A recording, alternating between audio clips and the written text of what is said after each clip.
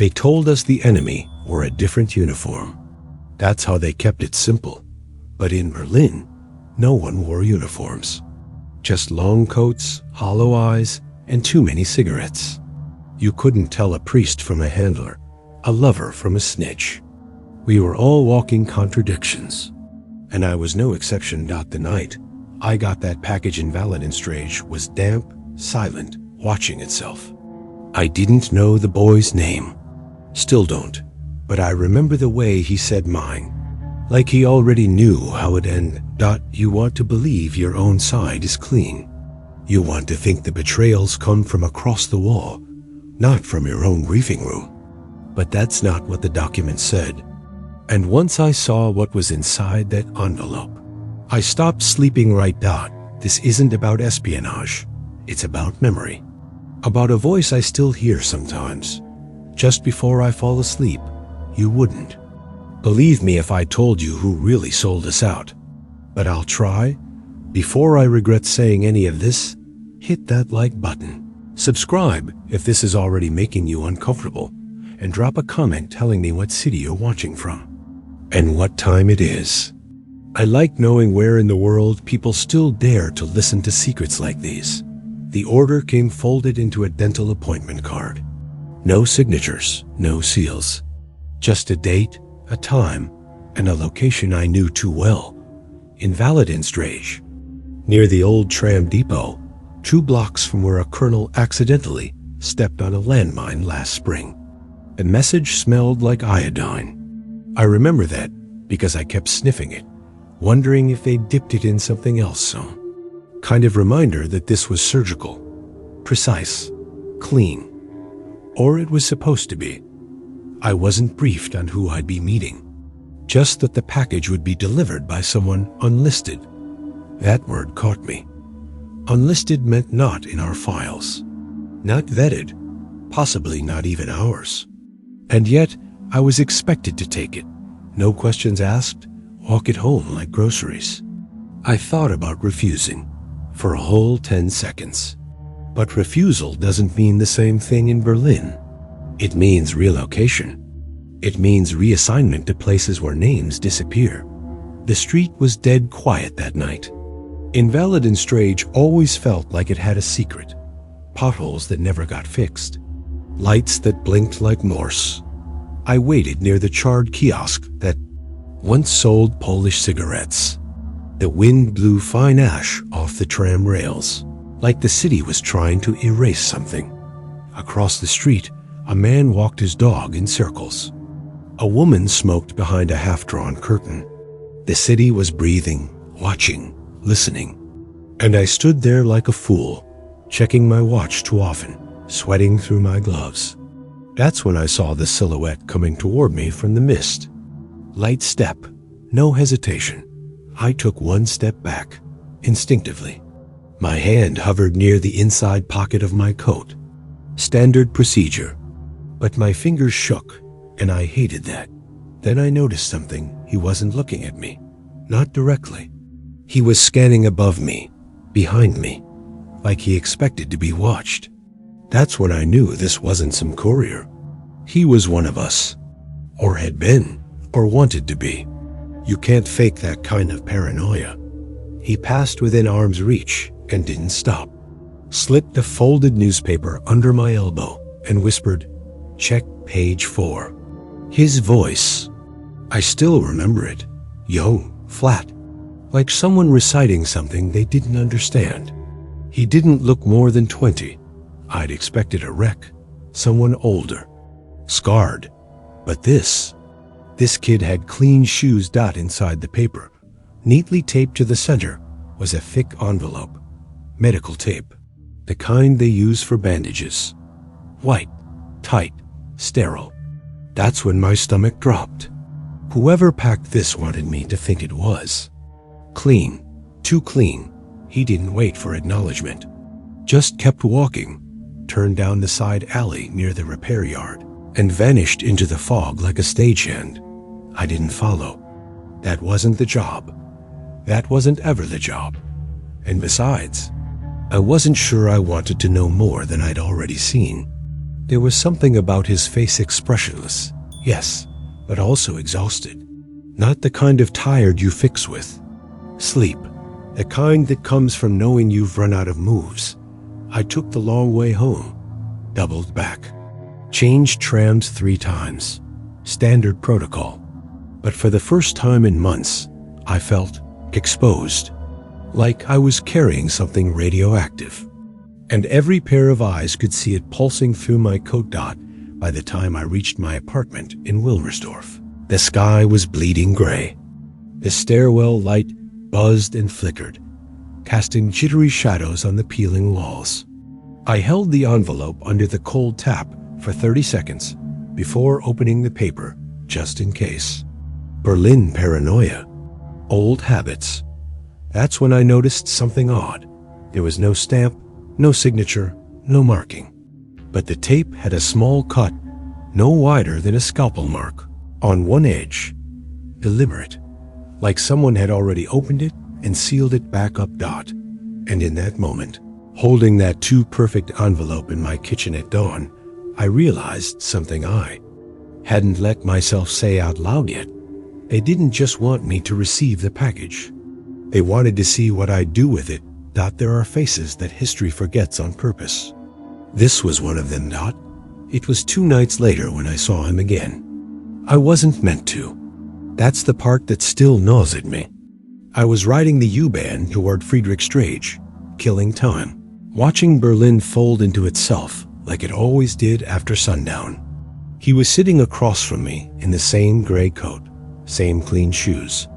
Only this time, he looked straight at me, Dot, not long. Just enough, Dot. There was no recognition in his expression, just a kind of confirmation. Like checking if the chessboard was still where he left it. He stepped off at Ornenberger Tor without glancing back. I followed, slowly, without decision. My legs moved before my brain caught up, Dot. By the time I reached the surface, the fog had settled in thick, coiling through the alleyways like it had been waiting too. And there he was, leaning against the rusted frame of a shattered phone booth, smoking something that wasn't a cigarette. He didn't greet me, didn't flinch, just lifted his chin and said a name, Halbert. I froze. That word meant nothing to civilians, but it did to us. Halbert was one of 3 contingency codes we buried in 1958 deep black, never to be spoken again unless one of our assets crossed over. Not just defected, crossed over, that word. It was permission and warning. At once, it told me 2 things. Someone inside our circle had flipped. And this kid wasn't guessing. He reached into the lining of his coat and pulled out the envelope tighter wrapped this time. Sealed at the corners, the tape too deliberate. His fingers trembled slightly as he passed it to me, but his eyes didn't blink. They stayed locked on mine like he needed me to carry more than just the paper. I wasn't supposed to, he whispered. That's all he said, Dot. I took it. I didn't ask. I couldn't. The fog clung to my shoulders as if eavesdropping. I glanced around instinctively, but the street was empty, too empty for Berlin. Even silence felt staged that night. He backed away, slowly, not in fear, with finality, like a man delivering his own warrant. I kept waiting for someone else to show. A handler, a tail, a bullet, but nothing came. Just the sound of the tram grinding a few blocks away, indifferent to the fact that something irreversible had just happened. Back in my flat, I placed the new envelope on the radiator, letting the warmth dry the damp edges. It was slightly heavier than the last. Same tape, same cut this time, cleaner. Whoever repackaged it wanted to be seen. I poured myself a finger of schnapps and stared at it, unblinking, for what felt like an hour. Then I pulled the chain on the overhead lamp. Harsh light. No shadows. And I sliced the edge with my thumbnail, careful not to tear the tape too much. Inside, nothing but a thin sheet. Typed, not handwritten. The ink was faint, ribbon low. Old machine. But there, centered and underlined, was one name I recognized instantly. Colonel Marcus D. Levitt, American, stationed in West Berlin since '59. Decorated, untouchable. And below it, 2 dates, 3 location codes, and a string of initials I hadn't seen since. Budapest. The last line hit harder than anything else. Package rerouted by consent. Langley acknowledges. Consent. Langley acknowledges. Those words don't sit next to each other unless someone, somewhere, signed off on something they weren't supposed to. I lit a cigarette I'd been saving for emergencies. That's when I noticed the smell. Not the tobacco, the tape. It wasn't standard issue. It had a faint scent, antiseptic. Yes, but also something else, like mold beneath bleach. Something that had been stored in a place it didn't belong. I don't remember falling asleep. I woke up with the light still on, the envelope open, the paper still in my lap, and that whisper in my head again. I wasn't supposed to. The kind of thing you say when you know the price has already been paid. The next time I saw him, it was a Thursday. I remember because I was wearing the brown coat I only used for weekday drops. It was frayed at the cuffs, reeked of old leather and wet wool, and had a hidden slit in the lining where I once taped microfilm behind a loose button. That coat had seen things. That coat knew when not to ask questions. He was already waiting, standing still at the edge of a street market near the border zone. Behind him, women bartered for carrots and smuggled cigarettes like life depended on it. Maybe it did. Berlin had a habit of putting politics in your pockets. This time he didn't approach. I had to move toward him. That alone was strange. It violated protocol, not mine, his. He wasn't operating like an asset anymore. More like someone with a countdown ticking in his ribs. When I got close, he didn't look at me, just exhaled, and said, "They'll ask you if he ever said the word Veritas. Say no." That was it. He slipped a smaller envelope into my palm. Slim, too light, like it was empty. Then he turned sharp, mechanical, and vanished into the crowd. Not walked away, vanished. I scanned the street, the fruit stands, the line of parked mopeds. He was gone. No trace, not even a reflection in a window. Nothing. I stood there for several seconds, too long. Long enough to look like a man with nothing to buy and nowhere to go. That's the kind of mistake people get followed for. I slipped the envelope into my coat, picked up a bruised apple, and pretended to haggle in bad German, but my hands wouldn't stop shaking. I rode 2 trains home and walked the last 7 blocks in the rain, just to feel the city pressing in again, just to hear my own footsteps over the silence. When I opened the envelope, no note, no paper, no name, just a single Polaroid, black and white, grainy, a shot of a man's back, walking down a corridor I didn't recognize. But the shape of the shoulders, I knew that stance. That gait, I'd spent 3 months shadowing him in Ankara. It was Levitt, only this photo wasn't from Turkey. The hallway was tiled in Cyrillic characters. Soviet side. Somewhere I shouldn't have seen him. Somewhere he shouldn't have been. My breath caught. I'd never had asthma, but for a moment it felt like my lungs refused to work. I placed the photo under a lamp, trying to make out the frame. But the more I stared, the more I felt something was off. The shadow he cast too tall for his height. The posture slightly wrong. It could have been a double. But why send me that? Why not say it outright? Unless the photo was a warning, not proof. I kept hearing the boy's whisper in my head. Say no. Say no to what? To who? Veritas wasn't part of our cipherbook. Not officially, but I'd heard it once. In an intercepted transmission from Prague, buried in a garbled transmission we were never supposed to decode. It meant final authorization in one of our off-book networks. only used once to greenlight a termination without oversight. That scared me more than anything else. Not the word, the fact that he knew it, and that meant someone had given him access. Someone who thought they were playing a larger game. Someone who believed they were cleaning the board. I stayed up that night, smoking, thinking. The Polaroid lay on the table under a saucer of ashes. I didn't know if the man in the photo was Levitt, or if I was meant to think it was, or if someone wanted to see what I'd do once I saw it. And somewhere out there, the boy had vanished again. Not hiding, gone, as if Berlin itself had swallowed him whole. I still hear it sometimes, the way he said it soft, brittle. Say no. But it was already too late for that. There are things you can't unsee, no matter how hard you try to forget. They cling to your mind like smoke in wool. That night, I unwrapped the envelope like a surgeon peeling back a wound, slow, controlled, already suspecting infection beneath the surface. The apartment was quiet. Too quiet. I'd pulled the blackout curtains and unplugged the refrigerator just in case. Those old units made a hum I couldn't stand when I was trying to think. Or listen. The envelope had been resealed. Not just once, maybe twice.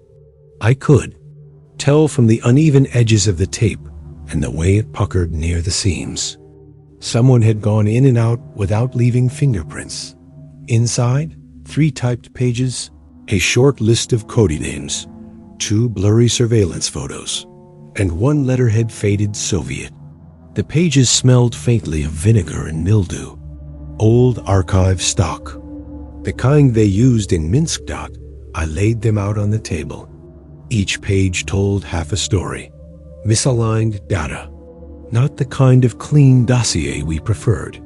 But the implication was unmistakable. Colonel Levitt had met with a KGB intermediary 3 times in early 1961 in Vienna, once in Helsinki, and once in a hotel marked only as M. Ost. That last one chilled me. M. Ost wasn't a place, it was a call sign. Marked Ost, a transit corridor inside East Berlin reserved for covert prisoner transfers. If the colonel had been there, he wasn't just talking. He was trading. My eyes traced the line of names. One stuck out. Jeranov. I hadn't heard that name in years. Last known position director of internal reviews at Lubyanka. Rumored to have disappeared in '59, but here he was, named as recipient of operative material, sourced by U.S. liaison internal rank clearance. That last part was underlined. They weren't guessing. They knew. My stomach turned. I hadn't eaten all day, and suddenly the schnapps from earlier felt like acid. The second page was worse. It detailed an internal conflict, someone from our side pushing back. Asset L, they called him. No name, just that. Said he'd raised concerns, flagged Levitt's movements, been overruled, then reassigned to monitor with discretion. And then nothing. The page cut off mid-sentence. I picked up the photo. Grainy, high angle. Levitt shaking hands with a figure whose face was blacked out. Literally blacked out. Inked over. Not redacted, erased. Deliberately. It wasn't censorship. It was a message. You're not allowed to know who we are protecting. I flipped the second photo. Same setting. But this time, the handoff. A small object. Maybe a flash drive. Maybe a key. Hard to tell. But it was there. Clear as day. And under that, 1 word handwritten in pencil. Just one. Consentito. Spanish. Not Russian. Not English. Spanish. That broke me a little. Somewhere, someone was playing with languages now. With symbols. Like they wanted to see who would catch the nuance. Consentito could mean authorized or spoiled. Both interpretations fit. I lit a cigarette and stared at the ceiling. I didn't know what I was holding. Evidence or bait? Maybe both, because the moment I saw those files, I knew something simple and terrible. Terrible. I wasn't supposed to have them. No one on my clearance level should have seen what I saw. And if I had them? Someone wanted me to react. Someone wanted to watch how far I'd go. I stared at the letterhead again. The Soviet emblem was faded. Yes, but intact. Real. Not a forgery. And in the corner, faint but legible, a date I couldn't forget. October 23rd, 1961. The day before Checkpoint Charlie nearly lit the fuse for World War. So now I knew something I wasn't supposed to. The question was, how many people already knew I knew? There's a kind of silence in Berlin that doesn't exist anywhere else. It's not the absence of sound, it's the presence of caution. The city doesn't sleep. It holds its breath. And for the next week, so did I. I didn't file a report. Not yet. I knew better. I told myself I needed confirmation, that I couldn't bring Levitt's name into it without something concrete. But the truth was simpler. I didn't trust the room I'd be reporting into. Began to dig. Quietly. I made 3 unscheduled visits to the listening post in Lichterfeld, 2 stops at the Classified Records Archive under the State Library, and 1 carefully phrased phone call to a technician I once drank under the table in Trieste. None of that was protocol. But at some point, protocol becomes a trap dot at every corner. Something felt off. Doors that had always opened now required 2 signatures. A memo I'd once reviewed monthly was suddenly restricted pending verification. Even the vending machine in our own building had changed brands without notice. I know that sounds paranoid, but in this business, everything means something. Then I found it. A single line, buried in the routing log for intercepted communications. Between Langley and our Berlin station. The cable was dated exactly 2 days before I received the first package. It read, "Confirm Halbert aware. Monitor reaction. Do not engage." No signature. No clearance stamp. But there it was, my ghost. Halbert. That damn word again. And the worst part? The phrase, monitor reaction. It meant someone at Langley was watching. Not the city. I took that page into the restroom, locked the stall, and sat with it folded in my hand like a death notice. They weren't blindsided by what I'd been given. They were tracking my response. It changed the temperature in my bones. For years, I'd played the game believing that mistakes were punished and loyalty was protected. Now I wasn't so sure either existed. If Levitt had indeed been leaking intel, then at least one person at Langley knew, and instead of stopping it, they used me to measure the damage.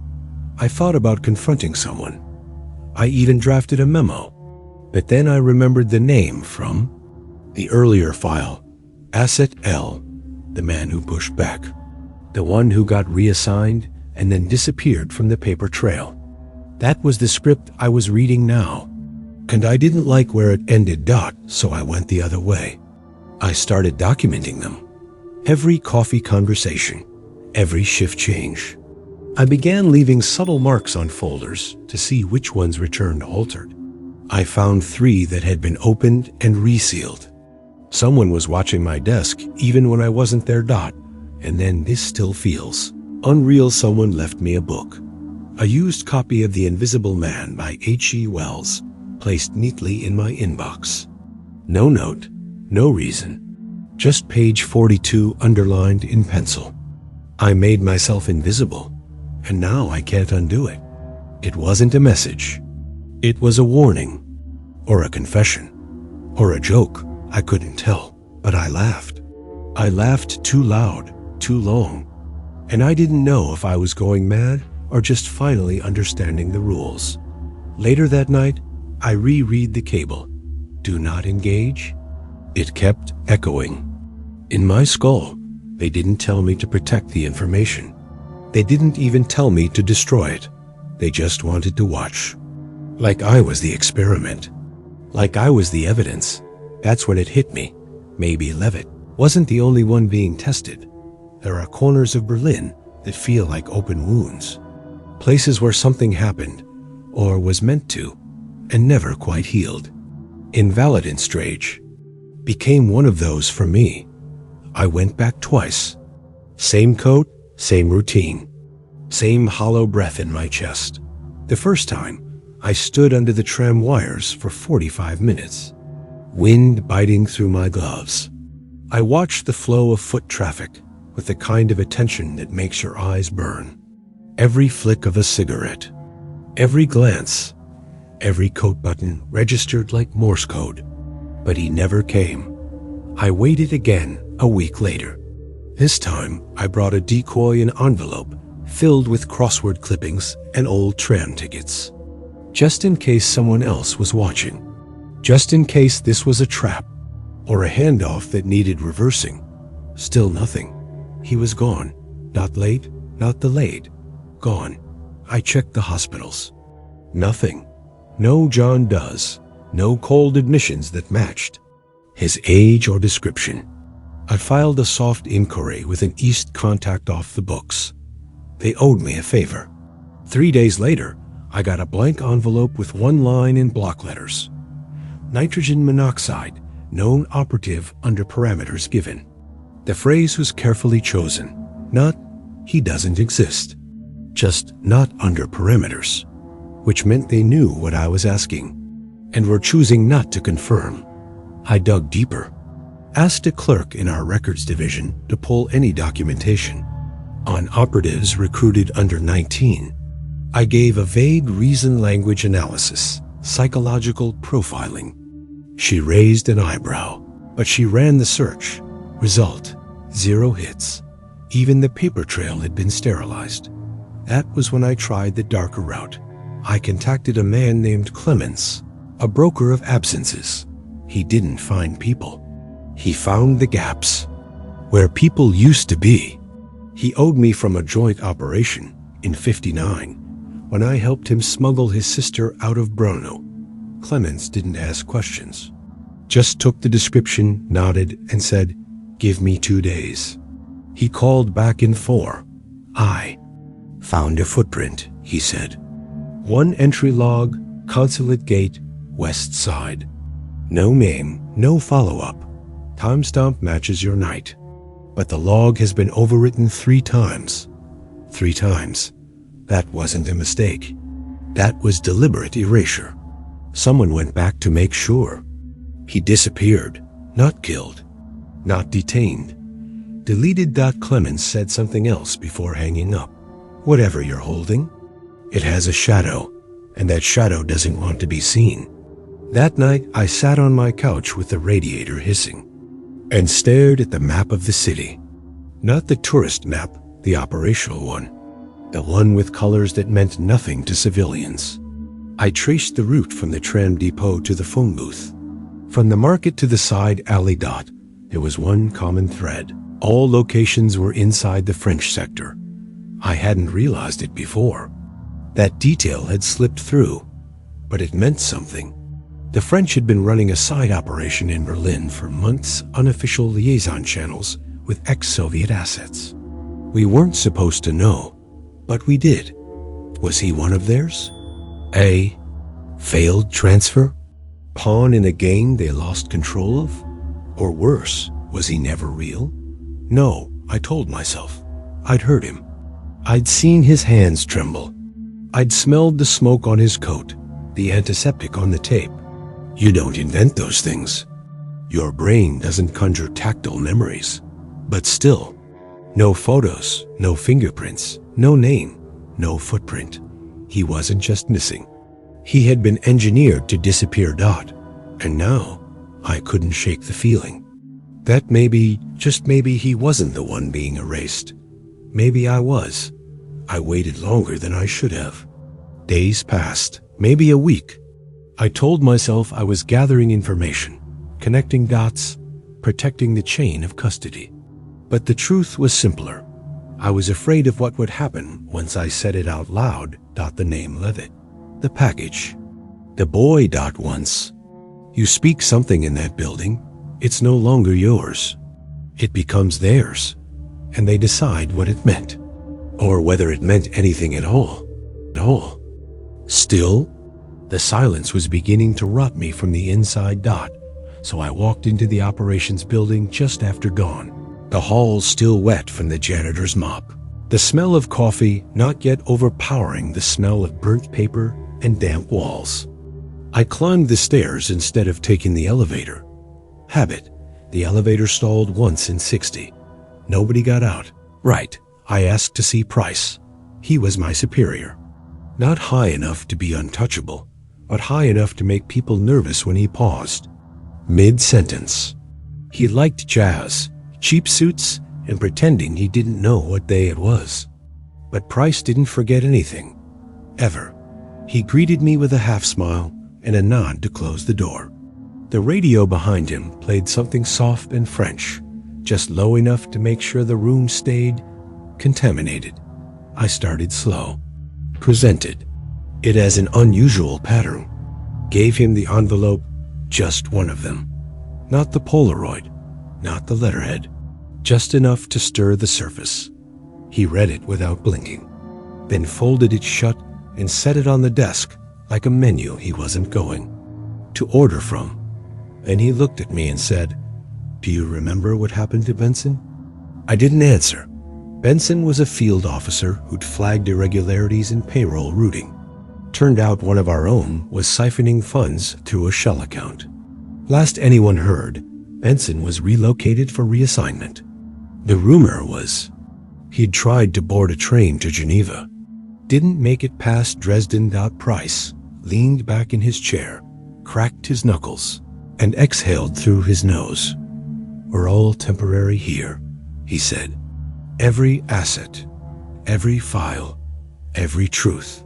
That wasn't protocol. That was a threat dressed as philosophy." I pressed. Asked about Levitt. Asked whether anyone had confirmed his presence outside the sector boundaries. Price smiled. Not a pleasant smile. More like someone who's watching you open a door they already locked. "There are reports," he said. "Conflicting, inconclusive." I asked about the contact. "The boy. Lots of ghosts in this city," he replied. That was it. No follow-up, no acknowledgement. Just the kind of statement that sounds profound until you realize it means nothing. Then he stood up. End of conversation. "You'll be reassigned," he said. "Temporary rotation, Munich. A quiet sector. Paperwork only. Consider it a pause. A pause, not a punishment. Not a promotion. A pause." I stood there too long. He didn't offer a handshake. Just as I reached the door, he added, almost offhand, "Be sure to leave any materials you're not cleared to transport. We'll sanitize your desk tomorrow." Sanitize. Not clear. Not secure. Sanitize, like I was. A wound that needed to be cauterized. I walked out in silence. Past the woman at reception, who never made eye contact. Past the bulletin board with the same training poster that hadn't changed since 1956. Past the clocks. We had 4 clocks in the main hall, Berlin, Moscow, Washington, London. That day, 2 of them were stopped. No reason, no explanation. Just a hallway full of silent clocks, and the quiet certainty that my time here had just ended. Munich, no, was Berlin. That much was obvious. Cleaner streets, less fog, fewer stairs. But beneath that polite Bavarian facade, the same game played on. A smaller board. I was there 2 weeks before anyone said my name out loud. They gave me an office without windows and a stack of logistics reports from sectors that hadn't seen real activity in months. I was being benched, kept on ice. A placeholder in my own life. And then one afternoon, I was called to the British consulate. No explanation. Just a note on my desk unsigned, asking me to deliver sealed files from our archive to a liaison officer for verification purposes. A favor among allies. Harmless. I carried the envelope in a courier pouch, fully sealed. When I arrived, the receptionist barely looked up. told me to wait in the atrium. Marble floors, neutral curtains, too much light. He found me near the stairwell. Tan coat, tweed scarf, glasses that made his eyes look too big. The kind of man you forget as soon as he passes. He smiled faintly, but it didn't reach his eyes. "You're early," he said. I hadn't said a word yet. He took the envelope, tucked it under his arm, and gestured toward the coat rack. "You're asking questions," he continued softly, "that don't belong to you." I stayed silent. He tilted his head, studying me like a photograph he wasn't sure was real. "I'm not here officially, but consider this a courtesy." A pause. "Stop looking for him." My breath caught in my throat. I didn't need to ask. Who? There was only one him I'd been thinking about for days. I swallowed. "Why?" He smiled again, tighter this time. "Not unkind, just final, because others are looking for you now." That stuck. I opened my mouth, but he raised one gloved hand. Nothing good comes from chasing ghosts in Berlin. They don't like being seen, and they don't forgive being followed. He reached into his pocket, pulled out a matchbook, and handed it to me. It was blank, except for one line in pencil. "You saw enough." And then he walked away. Not hurried, not cautious, just done. Like a man who had delivered a message too many times before. I stood there for a full minute, matchbook clenched in my fist, the quiet buzz of fluorescent lights pressing against my skull. "You saw enough." It wasn't a warning. It was a verdict. Back at my flat, I lit one of the matches from that same book and watched it burn all the way down, just to see how long the fire would hold. I didn't sleep that night. Not because I was afraid. Not exactly. But because for the first time since the boy disappeared, I realized something terrible. He wasn't missing. He'd been removed. And whoever did it had friends in London, files in Langley, and enough reach to make even whispers disappear. I wasn't supposed to keep looking. That was made clear. The message had been delivered politely, precisely. But something in me wouldn't let it go. Maybe it was pride. Maybe guilt. Or maybe I just needed to know I wasn't crazy. Treptower Park had been a dead zone for us, neutral, open, saturated with tourists and dog walkers. That's what made it perfect. People disappear best in plain sight. And when a low-level East contact sent word that someone, matching the boy's description, had been spotted near the Soviet War Memorial, I couldn't ignore it. I arrived. Mid-morning, gray skies, thin fog hugging the stone arches. Children ran between the statues like ghosts in training. I wore civilian clothes. No weapon. Just a notebook in my coat pocket and an old fountain pen I hadn't used in years. The contact code name Vera never showed. Instead, I found a folded newspaper under the third bench on the east path. No markings. Except one, a red circle drawn in ink over a classified ad that read simply, "Runner lost. Track erased. No finish line." It was either nonsense or code. The park suddenly felt colder. I walked the path 3 times, watched the faces. Nothing. No shadows. No ticks. Just families and pigeons. Later that day, I visited a bar the contact had used before. The bartender remembered her, or pretended to. Said she'd left with someone young 2 days prior. Tall, pale, no accent. Then he shrugged. "Could have been anyone," he said. "This city's full of ghosts." That phrase again. I kept digging. Another lead sent me to a tenement near Warschauer Straße. Supposedly, the boy had been seen entering a second-floor flat. I climbed the stairs. Knocked. Twice. No answer. The door was open.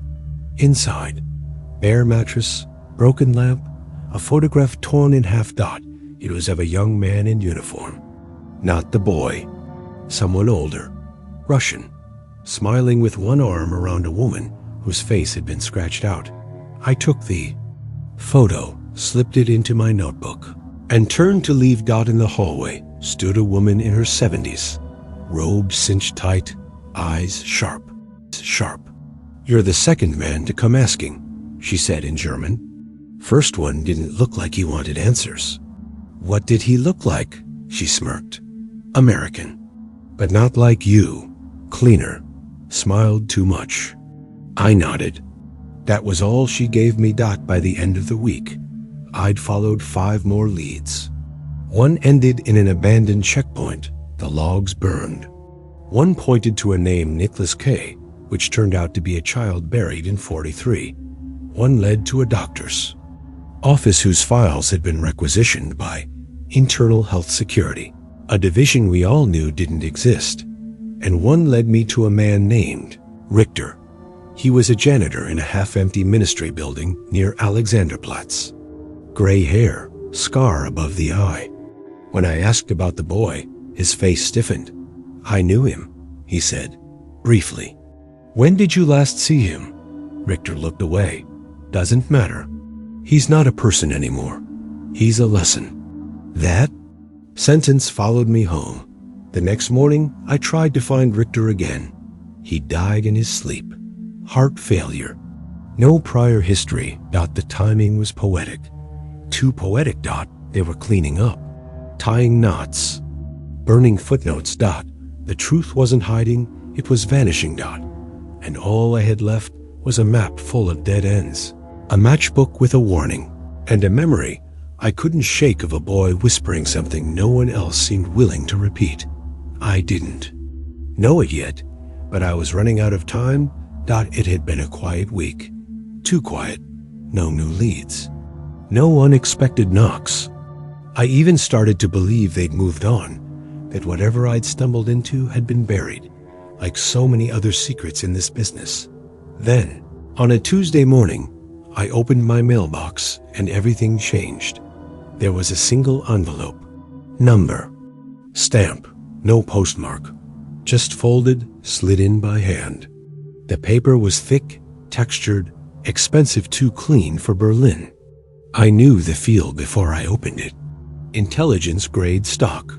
The kind they used for orders. No one wanted to write down. Inside, a note. 4 lines handwritten. You were never the recipient. You were the test. He was never the sender. He was the bait. The script. That was what got me. Tight, neat, slanted. Left. The exact same handwriting I'd seen in the margins of the Soviet letterhead inside the package. Back then I thought it was a clerk, a translator, some KGB pencil pusher. But now, it was addressed to me. I barely finished reading when the edges began to curl. At first, I thought it was just the radiator heat. But no, this was chemical. The paper blackened in slow spirals, almost silently. I tried to tear it, to douse it under the faucet, but it was gone before I could move. It disintegrated into soft ash, fine as flour. No smoke. No flame. Just disappearance? They didn't want to kill me. Not yet. They wanted me to know that they knew I hadn't stopped digging. I sat at the kitchen table, fingers black with soot, heart pounding in my ears. Not from fear. From understanding. None of this had been about the boy. He was the signal, the flare, a controlled variable in an experiment I never agreed to participate in. I remembered the envelope, the first one, the surgical tape, the smell, the cut edge. I'd thought it was meant to look sterile. But what if it had been tampered with before it ever got to him? What if he was never meant to deliver it, just to carry it long enough to be seen? I pulled out the Polaroid again, the one of Levitt, held it under the light, looked for what I might have missed, and flipped it over. Something had changed. There was a faint indentation now, visible only at the right angle. 4 dots, almost like Braille, pressed into the back near the corner. I traced them with my nail. They formed a letter. M. Just that. 1 letter. It could have meant anything. or nothing. But combined with the note, it whispered something else entirely. This was never about espionage. This was internal. A test, a trial, a purge. And I was still inside the maze, even after. They'd stopped watching, or maybe they hadn't stopped at all. Vienna spoke a different language.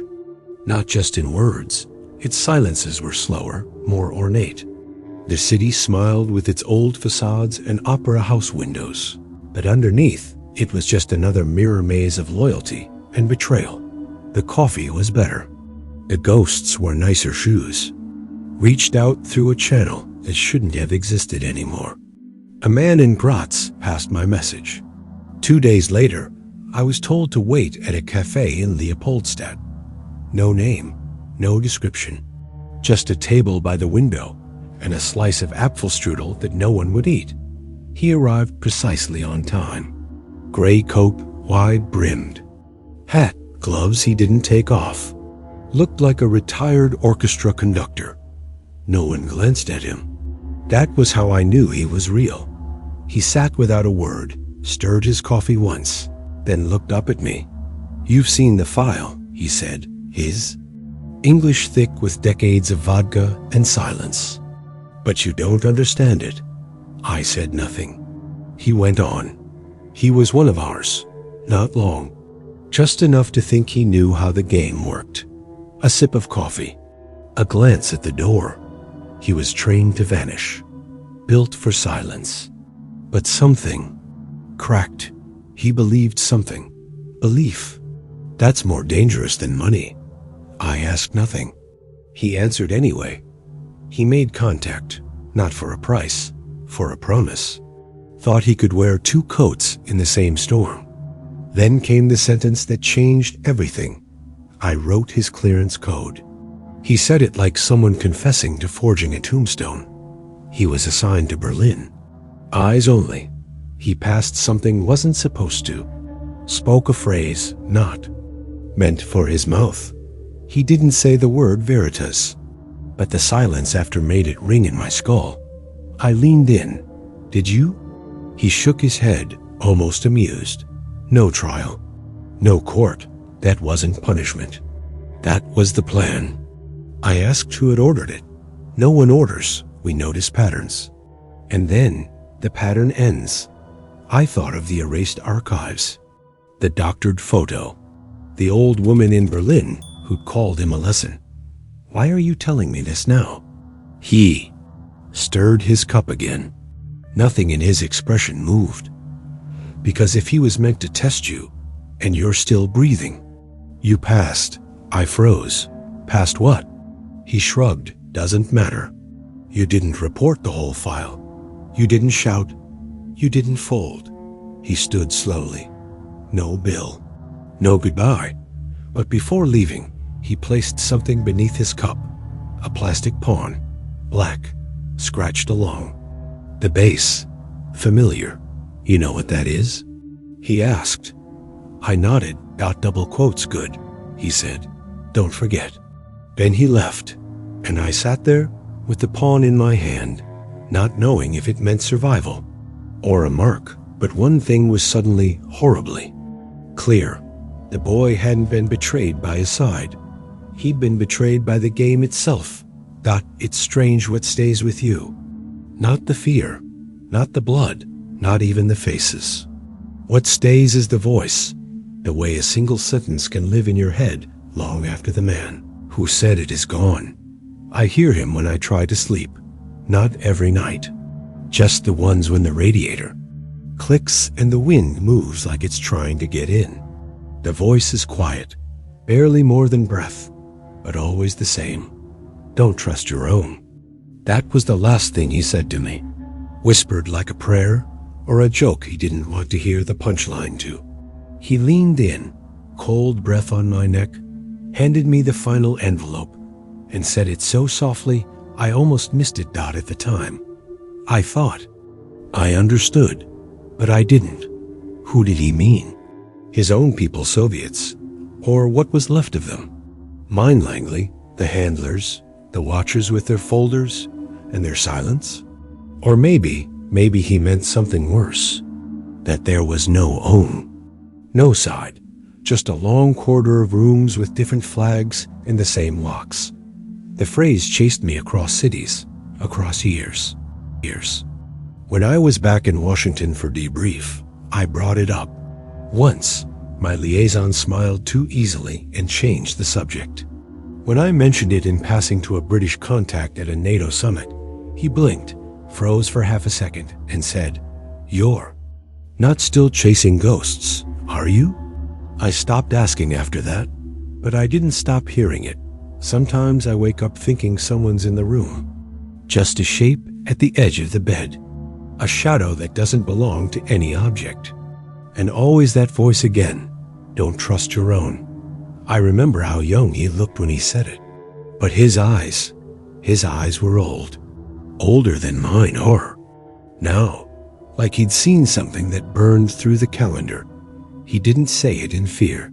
He said it as a man handing over a truth too heavy for one mouth to carry.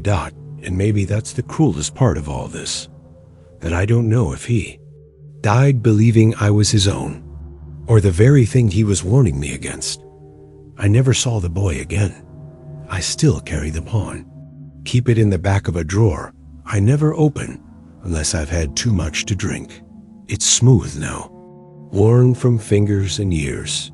Sometimes I wonder if he knew how far it would reach, what door he was unlocking when he handed me that envelope, or if he was just scared, like I was, like we all were. There's a hallway in my mind I can't walk down. Fluorescent lights, peeling paint, clocks that don't tick. I hear shoes echoing on tile, but no one ever turns the corner. Just a voice, fading. Don't trust your own. And when the silence comes, I still listen for that sound, the soft hiss of paper turning to ash. If you knew this story, or even suspected it, subscribe.